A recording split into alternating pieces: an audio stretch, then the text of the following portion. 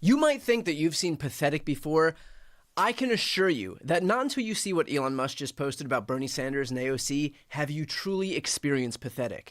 So to set the stage, Bernie and AOC have been drawing record crowds on their Stop Oligarchy tour. Take a look at this video from their latest rally in Denver, where a staggering 34,000 people showed up. In fact, Bernie is drawing bigger crowds now than when he ran for president, and bigger crowds than Trump drew when he held rallies in the same venues. And given the fact that these rallies have focused on stopping oligarchy, as the name of the tour aptly suggests, it would lend itself to reason that one person who would find this especially insulting would be the Republican Party's darling oligarch himself, Elon Musk. Now comes the fun part. Elon is so desperate to try and discredit this grassroots movement that this is the tweet he decided to throw his lot in with and amplify. That massive Bernie Sanders and AOC rally in Denver, turns out it wasn't as grassroots as advertised. Despite claims of 34,000 attendees, GPS data analysis reveals that the real number was closer to 20,000, still big, but not record-breaking. More revealing, a whopping 84% of those devices had shown up at 9 or more other protests, including Antifa, BLM events, pro-Hamas and pro-Palestinian demonstrations, and Kamala Harris campaign stops. Over 30% had attended 20 or more. Data analysts say the crowd was anything but organic. The majority were tied to activist networks like Disruption Project, Indivisible, Democratic Socialists of America, Rise and Resist, and Troublemakers, all reportedly funded by Act Blue and some receiving backing via USAID. Optics over authenticity, the playbook hasn't changed, just the targets. Source, Zero Hedge, Tony Saruga. And Elon quote tweeted this and wrote, "The Dems just move around the same group of paid protesters." Elon Musk just pulled one of the most pathetic, desperate stunts we've seen yet, trying to discredit a massive movement against him with a conspiracy theory so dumb it actually backfires. Bernie Sanders and AOC just packed 34,000 people into a Denver rally, and instead of facing the reality that working-class people are fed up with billionaires like him, Musk decides to amplify a hilariously fake GPS data report claiming the crowd was full of paid protesters. This is next-level cope, and we're about to break it all down. Okay, how do I say this delicately?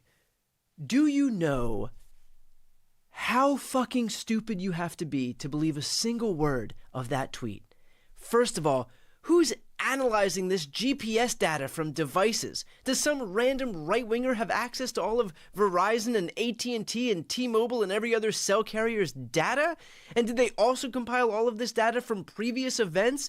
And do they really think that there are not enough people in somewhere like Denver, Colorado to show up for Bernie Sanders and AOC? I mean, my God, the mental gymnastics here would be impressive if they weren't so stupid.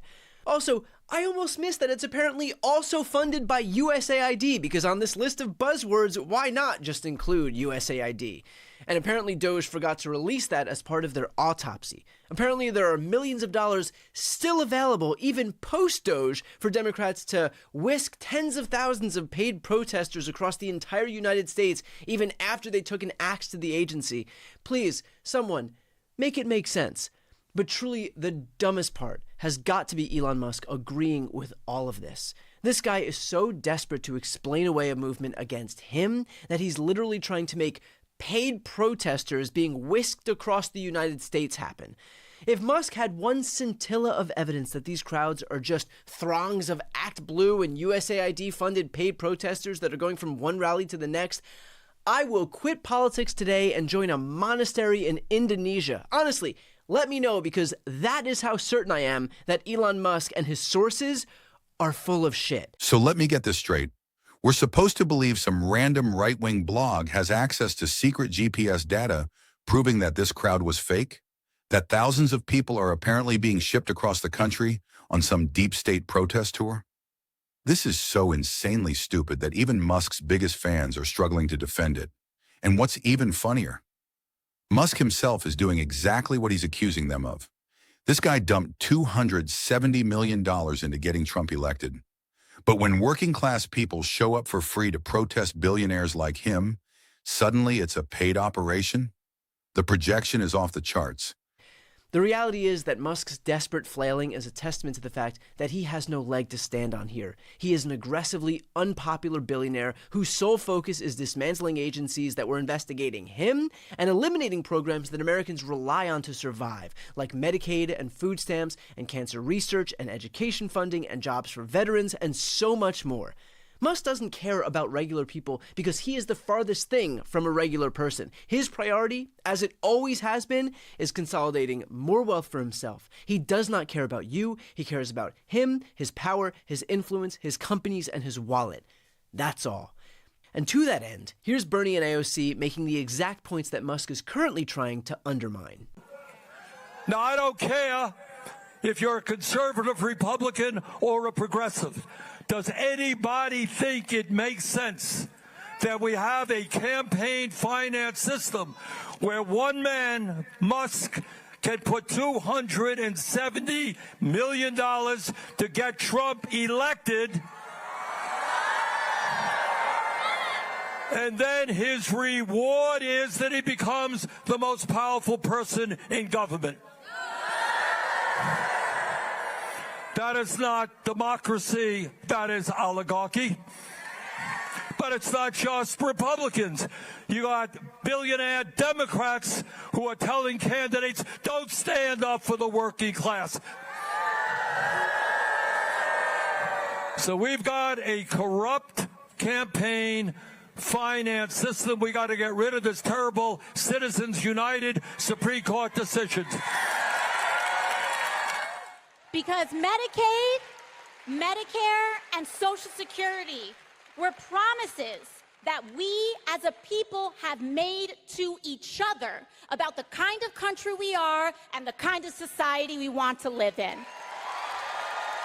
And I don't know about you, Arizona, but I want to live in an America that guarantees health care to every person. I want to live in an America that has a living wage for every person. I want to live in America where you have free speech to express yourself and not be afraid of getting put on a list or deported. But these promises that we've made, they are not promises from politicians to the people, or they're not charity from billionaires to everyday Americans. They are promises we have made to each other. Neighbor to neighbor, friend to friend, teacher to student, family member to family member. That we want to live in a society that is not depraved, not every person for themselves, but all of us standing together. This is the promise that we make to each other as Americans. And so it would make sense that this is the type of enthusiasm that Musk is trying to undermine, because their message, a message that's clearly resonating and drawing more people in March of an off year than you would even see in October of an election year, is that exactly what Musk is doing right now is what is most unpopular in this country. He wants to be the shadow president, he wants to act with impunity, he wants to upend the lives of hundreds of millions of Americans, all with zero accountability. But he's forgetting that, at least for now, this is still a democracy. And he's about to face the only force that truly has the power to curb his own, and that is the American electorate. His efforts to pretend that it's not real are only going to awaken people even more. At the end of the day, Musk isn't mad about the rally. He's terrified of what it represents. He knows the working class is waking up, and no amount of billionaire propaganda is going to stop it. The more he cries about paid protesters, the more obvious it becomes that he's just trying to gaslight people into thinking their movement isn't real. But here's the truth. It is real. And for the first time in his life, Elon Musk is facing a fight he can't buy his way out of.